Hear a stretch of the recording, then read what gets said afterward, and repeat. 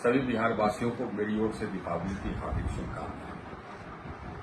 आप सभी सपरिवार स्वस्थ रहें, सुखी रहें और खूब तरक्की करें, ऐसी मेरी ईश्वर से कामना है। अपने राज्य तथा अपने परिवार के भविष्य तय करने का समय अब हमारे सामने आ गया है। आपका मत तय करेगा कि बिहार का और हम लोगों के बाल बच्चों का भविष्य कैसा है।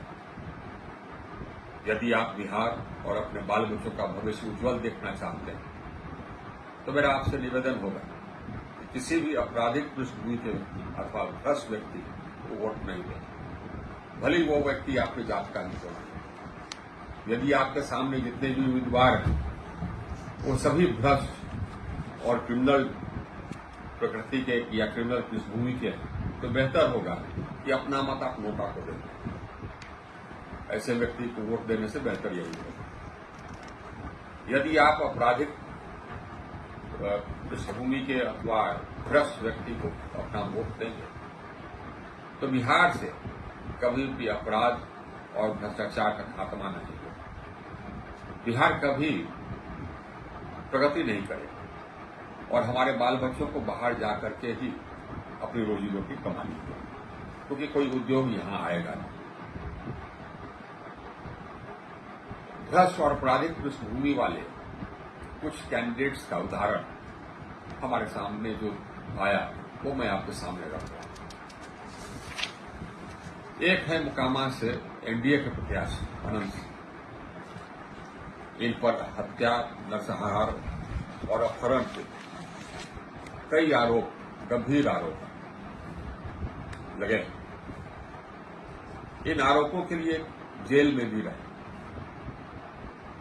1985 में मैं पटना का जिलाधिकारी था, तो उस समय ये इनके बड़े भाई दिलीप सिंह, विवेका सिंह, इनके भाई, ये लोग अनुमंडल मुख्यालय में उपद्रव कर रहे थे, तो मैं वहां पहुंच करके इनको खदेड़ा।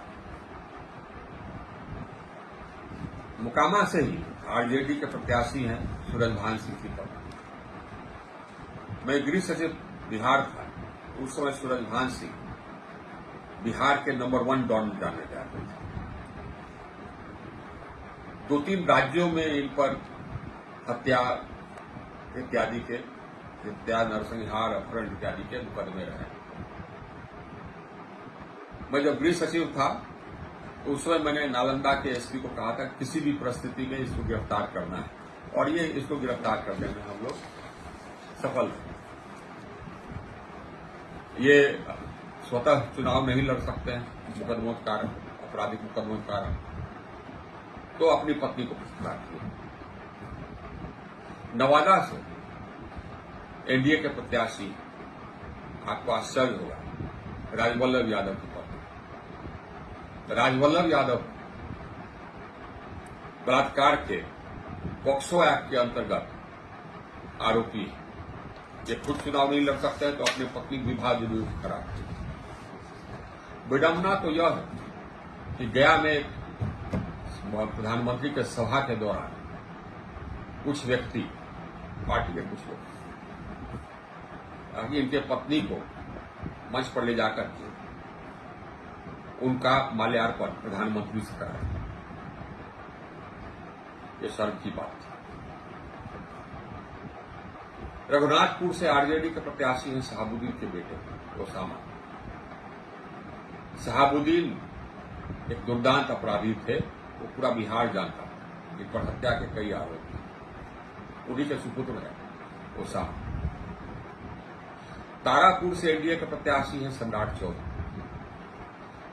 इन पर एक पार्टी ने, बिहार की एक पॉलिटिकल पार्टी ने हत्या का आरोप और उम्र के सर्टिफिकेट में जालसाजी कर बेल पर आने का आरोप खुला लगाया, और ये आज तक उसका जवाब नहीं दे सके। ऐसे हैं एनडीए के प्रत्याशी तारापुर से सम्राट चौधरी।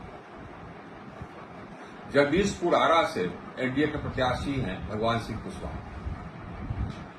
ये इचरी में 7 व्यक्तियों के नरसंहार के आरोपी रहे और आज एनडीए के प्रत्याशी। सदेश आरा से ही एनडीए के प्रत्याशी हैं राधाचरण शाह। ये हाल ही में जेल से छूट गया है। ईडी के रेड के बाद ये जेल में 10 महीने तक रहे और अभी छूटे और एनडीए ने इन्हें टिकट दी। संदेश में दूसरी ओर से आरजेडी के प्रत्याशी हैं अरुण यादव के बेटे।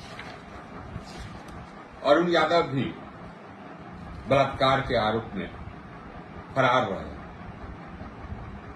उन्हीं का और खुद नहीं लड़ सकते थे तो अपने बेटे को चुनाव लड़ा रहे। ऐसे सब तो प्रत्याशी हैं।